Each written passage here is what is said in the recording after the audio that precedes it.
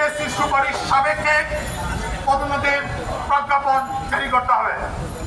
দাবি 2, প্রশাসন শাখা ও মানব সম্পদ শাখায় কর্মরত শ্রম পরিদর্শকদের পদোন্নতিতে প্রতিবন্ধকতায় জড়িত কর্মকর্তাগণকে অপসারণপূর্বক অনতিবিলম্বে দক্ষ ও নিরপেক্ষ কর্মকর্তা পদায়ন করতে হবে।